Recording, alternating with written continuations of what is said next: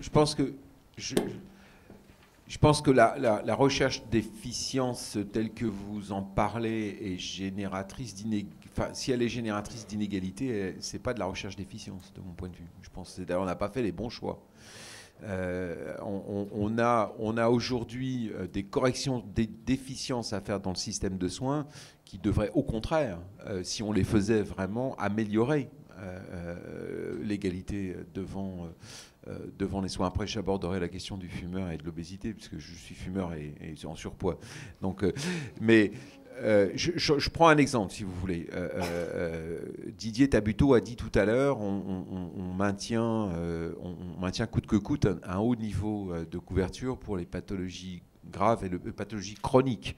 Parce que ce n'est pas les pathologies graves, les pathologies chroniques dont certaines sont graves, et le recours à l'hôpital au détriment finalement de la couverture de ce qu'on pourrait appeler les soins primaires. Et on dit, la responsabilité, enfin, pour faire ça, qu'est-ce qu'on fait? On fait payer plus finalement pour les soins primaires par le biais des copaiements, des franchises, etc. En disant, on va responsabiliser l'usager finalement sur son capital santé en faisant ça, enfin non, pardon, sur le recours aux soins, pas sur son capital santé. S'il y a bien quelque chose qui est totalement absurde, si c'est une façon totalement absurde de faire de l'efficience. Pourquoi? Parce que n'importe qui vous dira que la meilleure façon de contrôler le poids justement des ALD, des pathologies chroniques, c'est d'investir dans la médecine et dans les soins primaires. Ce que disait monsieur tout à l'heure, il est local. Donc, et si on fait ça, on améliore colossalement non seulement l'efficience, mais on corrige colossalement les inégalités sociales. Parce que le problème de comportement de prévention primaire, il y a un gradient social majeur. Bon, donc je crois que si on a identifié les bonnes cibles en termes d'amélioration du système de santé, on va plutôt corriger, me semble-t-il, les inégalités que les aggraver. Ça vaut aussi pour les problèmes d'accessibilité géographique au territoire.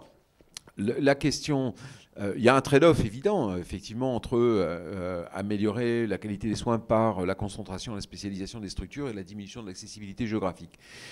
Oui, il y a un trade-off, il y a une perte de bien-être, effectivement, pour les gens qui sont loin de l'hôpital dit de référence, et puis il y a un gain de bien-être collectif lié au fonctionnement amélioré de l'hôpital.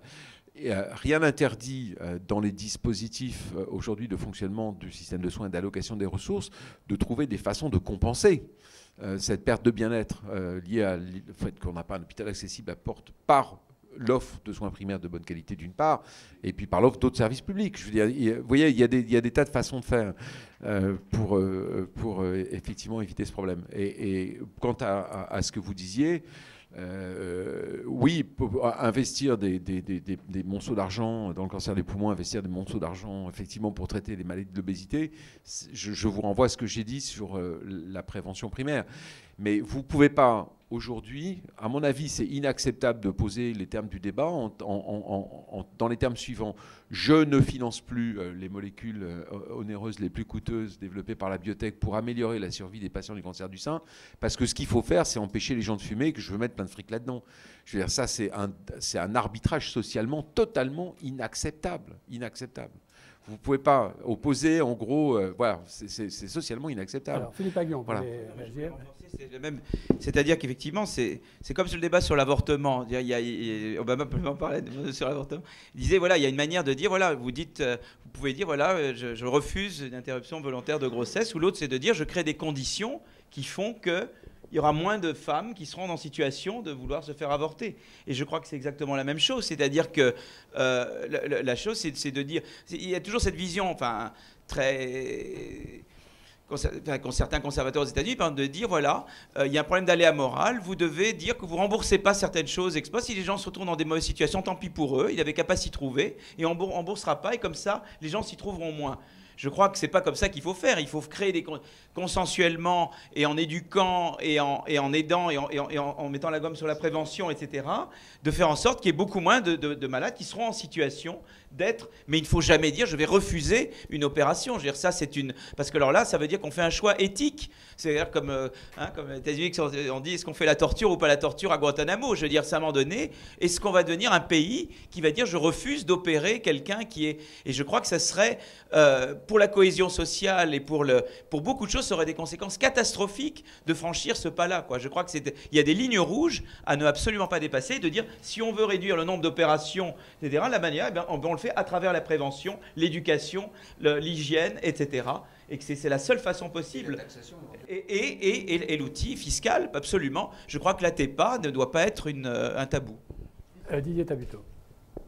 Oui, mais je voudrais, presque au terme de ce débat, insister sur le fait que quand on plaide pour une analyse économique de l'impact de la santé, du système de santé, de l'investissement en santé, sur la croissance, sur le nombre d'années de vie gagnées, sur la réduction des inégalités, etc. Donc c'est pour connaître, c'est pour savoir, c'est pour pouvoir objectiver un certain nombre de choses et éviter d'être toujours enfermé dans des choix implicites qui se font soit dans un rapport de force sociale, soit dans les couloirs des ministères, soit dans On veut avoir des éléments d'objectivation. Ça ne veut pas dire, dans mon esprit, que ces indicateurs économiques, ces évaluations économiques déterminent la réponse à apporter à la question posée. C'est-à-dire qu'on peut tout à fait considérer qu'il y a des choix en santé où on les fait, même si tous les indicateurs que l'on a montrent qu'en termes de croissance économique, en termes d'années de vie gagnées, c'est pas bon. Autrement, ça veut dire qu'on ne s'intéresse plus aux maladies rares.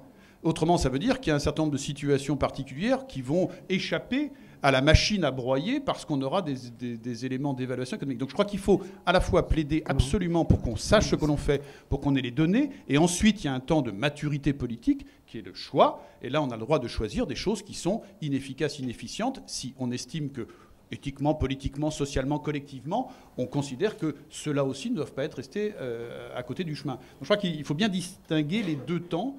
Et autant je plaide pour le premier, autant je souhaite que le reste reste un débat politique qui peut être éclairé par le débat citoyen, mais qui doit finir par une décision politique. Madame. Catherine Leloirne, c'est le Solution Transsearch. Une question que j'aimerais bien soumettre à ce panel remarquable d'experts qui anime cette discussion. Bravo. La question est, je me rappelle d'un séminaire qui s'appelait « Le partage du pouvoir dans l'acte de soigner ». C'était il y a 20 ans, mais je vois que c'est toujours d'actualité. Et là, vous opposez toujours beaucoup, et c'est normal, le débat entre les médecins et les directeurs d'hôpitaux. Et là, on est sur une confrontation à deux. J'avais été très impressionnée aux États-Unis et au NIH, NHLBI, de l'efficacité qui était basée, en fait, sur une réflexion de trois forces en présence, c'est-à-dire le pouvoir médical, le pouvoir business, administration, et puis le pouvoir communication, lobby, fundraising, etc. Et ça donnait une efficacité importante. Donc ma question est la suivante. C'est toujours, quand il y a une opposition, on cherche souvent une tierce personne ou un tiers pouvoir, et en même temps un trépied toujours plus solide que quelque chose à 2 pieds ou à 4 pieds. Donc ma question, quel est ce troisième pouvoir qui pourrait peut-être débloquer la situation? Est-ce que ce n'est pas, comme vous l'avez dit, un problème véritablement de trouver un métier ou d'inventer un métier de logisticien dans l'hôpital? Quelque chose un métier qui gère les flux, le parcours du patient entre la ville, l'hôpital, etc. On voit les chiffres des listes d'attente pour les gens qui traînent parce qu'on n'a pas prévu ni leur entrée ni leur sortie. Donc ma question, est-ce que ce troisième métier qui serait à côté de l'expertise médicale et de l'expertise business, administration, gestion, une troisième expertise qui soit organisationnelle, gestion de flux, logistique, n'est pas une solution éventuelle au problème? Merci. Yves Valencien, est-ce qu'il faut un logisticien? Oui, donc vous avez sûrement raison. Le tout, c'est de les payer.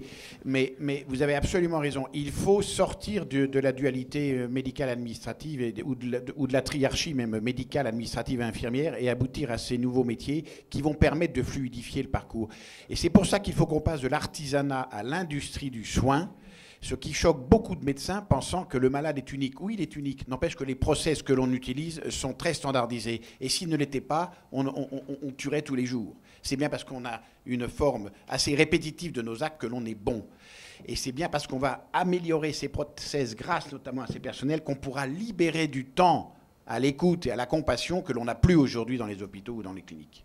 Christian Saut. Oui, je voudrais juste rajouter un mot pour dire que dans les pays du Nord auxquels avait référence Gérard tout à l'heure, ces régulations-là ont été intégrées au système de soins de premier recours. Donc on peut vouloir les répliquer, nous, uniquement dans l'interface hospitalière, mais on aura tout raté. S'ils ne sont pas dans la médecine de premier recours, dans cette médecine organisée, territorialisée, avec des maisons de santé dans lesquelles on trouve des assistants sociaux, qu'on trouve des infirmiers, etc., on aura probablement tout raté. Mais comme on est en France, Dieu nous a donné un mode de remplacement de tout ça, c'est la Haute Autorité de Santé. Alors, je crois qu'il y avait une autre intervention.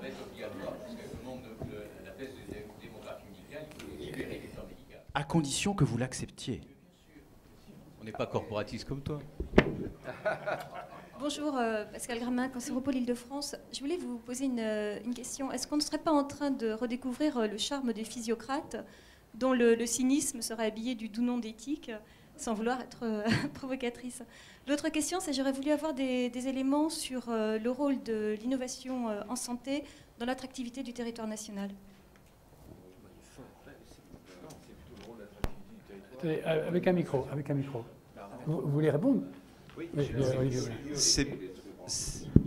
Ouais. Bon, alors rapidement, Olivier Blanc. Mais c'est marrant, je voulais juste te dire, c'est bizarre que vous ayez posé la question dans ce sens-là. Moi, j'aurais plutôt vu le côté attractif du territoire national français comme facteur effectivement déterminant et important, nécessaire mais pas suffisant éventuellement d'attirer des capitaux, d'attirer du financement pour développer des innovations et des recherches. C'est peut-être ce qu'Olivier va dire. Non, je vais commencer par une boutade peu modeste, vous me le pardonnerez. Il y a très très longtemps, j'avais dit une question posée par le président de l'université, mais qu'est-ce que vous voulez faire? Je lui ai dit, écoutez, moi je veux faire de la médecine qui rapporte et non pas de la médecine qui coûte. Là, ça a mis une catastrophée, j'ai compris que ce n'était pas avec ce langage-là que je progresserais dans la carrière. Donc je l'ai mis sous le boisseau. Et c'est guère que ces jours-ci qu'on peut commencer à le ressortir avec la responsabilité des médecins, de l'ensemble des acteurs dans des facteurs d'innovation. Alors l'attractivité, oui, j'y crois beaucoup. Et c'est vrai que les différents gouvernements depuis quelques années se sont penchés sur ce sujet, avec en particulier la création des pôles de compétitivité. Je crois que c'est un des instruments, et je vois quelques collègues qui approuvent de la tête, quelques collègues du MINEFI, parce que c'est vrai que c'est aujourd'hui les structures sur lesquelles on peut collaborer avec l'ensemble des acteurs, qui soient des acteurs industriels, que ce soit les start-up, les PME, que ce soit les académiques. Alors je crois qu'il ne faut pas non plus majorer trop l'intérêt de ces choses-là, et il faut savoir mesurer encore les effets. Si on prend les données qui sont issues du rapport Guillaume, on s'aperçoit qu'aujourd'hui, tout à l'heure on parlait des brevets, le brevet est important. Mais aujourd'hui, en France, on ne sait pas valoriser les brevets. Il existe encore des brevets qui sont détenus quand ils sont issus du public par 2, 3, 4 copropriétaires, ce qui fait que la valorisation devient quasiment impossible. En tout cas, les délais de négociation deviennent absolument effarants pour un industriel. Donc, et le rendement de ces brevets est très faible. Et on pense en France, on continue de penser que le brevet va être l'instrument qui va enrichir le public et qui va avoir un retour financier extraordinaire. Eh bien, c'est faux. Quand on regarde les brevets du CNRS, il y en a un qui rapporte 98% des ressources de valorisation du CNRS. Quand on regarde, dans le rapport Guillaume, c'est cité, donc les universités aux États-Unis, eh bien, il y en a la moitié qui rapportent par le brevet moins de $300 000 par an. Donc on ne va pas s'enrichir avec ça. Et donc là encore, je crois que c'est une responsabilité sociétale des universités de faire de la recherche, de la partager. Et c'est plus le poids général sur la croissance, sur la connaissance qui a une valeur, plus que la valorisation simple par les brevets. Ceci dit, il existe sûrement des brevets qui méritent d'être valorisés. Et là, les pôles de compétitivité ont tout leur rôle à jouer. L'industrie pharmaceutique a aussi sa responsabilité à jouer. Parce que, bon, tu parlais de l'investissement en santé. Je pense que vraiment aujourd'hui, c'est une des modalités d'investissement qui doit être privilégiée par les industries françaises ou étrangères, qui sont en tout cas celles qui sont installées sur le territoire national. Et il faut absolument que les industriels du médicament développent ces partenariats avec des équipes publiques de manière équilibrée, de manière à pouvoir créer de l'innovation, créer de la richesse et de la croissance. Philippe Aguillon, vous vouliez intervenir? Un mot sur les brevets, oui. Il y a une recherche, plus globalement, récemment, sur le phénomène Wikinomics, Wikipédia Economics. Alors, on a fait un mot qui s'appelle Wikinomics. C'est cette idée, parce qu'effectivement, l'université, ce qui caractérise l'université, c'est la liberté freedom and openness. Ça, c'est vraiment ce qui fait l'université, quoi. Et c'est plus que brevet. C'est-à-dire qu'on a la combinaison de la liberté du chercheur et du fait que les résultats sont accessibles. Et alors moi justement dans le domaine biotech, j'ai regardé sur des souris, on a rendu des données sur des souris génétiquement modifiées qu'on appelle les Krilox. On les a rendus tout d'un coup accessibles. On a obligé Dupont à rendre ces souris accessibles. Et ça fait faire des progrès formidables à la recherche. Ça l'a rendu à la fois beaucoup plus... Les publications en nombre et en diversité ont augmenté énormément. Donc c'est-à-dire que l'aspect ouverture et freedom est très important dans la recherche médicale. Moi, je travaille beaucoup sur ces souris. Mais c'est intéressant parce qu'on le voit aussi dans l'éthique. Dans l'éthique, il y a eu donc Linux... IBM, et IBM s'est ouvert à la culture Linux, et c'est comme ça qu'IBM a pu faire beaucoup d'argent. C'est peut-être paradoxal en se s'ouvrant davantage à la culture de l'openness, on puisse quand même marcher très bien. Alors que Microsoft a vraiment la culture du brevet, la culture de la protection. C'est vraiment d'un point de vue de gouvernance, Bill Gates, c'est vraiment la vieille mode. Alors que la nouvelle mode, c'est Linux, IBM. Et alors je me demandais si justement il n'y a pas un parallèle dans la recherche biotech. Est-ce qu'on ne peut pas avoir un rôle de l'openness comme on a eu dans l'informatique avec Linux et avec tous ces phénomènes avec Google, etc. Je crois que c'est une nouvelle façon de concevoir la recherche qui va bien au-delà du brevet. Je crois que maintenant le brevet devient une force très désuète et qu'on peut en fait, parce qu'en fait à travers l'ouverture on peut faire contribuer une communauté très très large à la recherche et au progrès, à l'adaptation. Et ce sont des... Voilà, enfin, je ne peux pas ouvrir le débat de cette façon. Voilà, alors ça fait un peu plus de 4 heures maintenant que nous débattons. Je crois qu'au fur et à mesure des interventions des uns et des autres, bon, il est d'abord apparu à travers les travaux présentés par Philippe Aguillon et également par Gérard Pouvourville, cette équation, cette convergence entre progrès thérapeutique, progrès de santé et progrès de santé, croissance économique. À partir de là, vous avez souligné les uns et les autres, et notamment M. Tabuteau, qu'il y avait des choix politiques à faire, qui sont des choix d'arbitrage entre divers investissements possibles. Alors vous avez expliqué, si j'ai bien compris, que ces choix, c'est évidemment la représentation parlementaire qui les fait, mais elle ne peut les bien faire que si elle est elle-même éclairée et que si, et je rejoins ce que disait Christian Saut, il y a consultation des citoyens à tous les niveaux.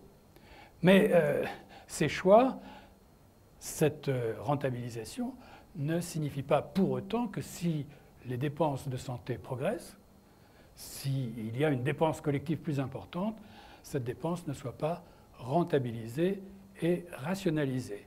D'où ce que disait Guy Valencien, également Olivier Blin, sur la nécessité d'avoir un hôpital rentable et de rentabiliser les dépenses de santé. Alors, tout ça ne va pas sans le bien-être du patient, qui a été évoqué par Jean-François Rey, et par le problème des inégalités sociales que vous avez, et géographiques que vous avez évoqué. Et puis, j'ai noté que tout ce débat, au fond, et je rejoins ce que vous disiez tout à l'heure, Emmanuel Vigneron, il faut le porter aussi à la connaissance du public.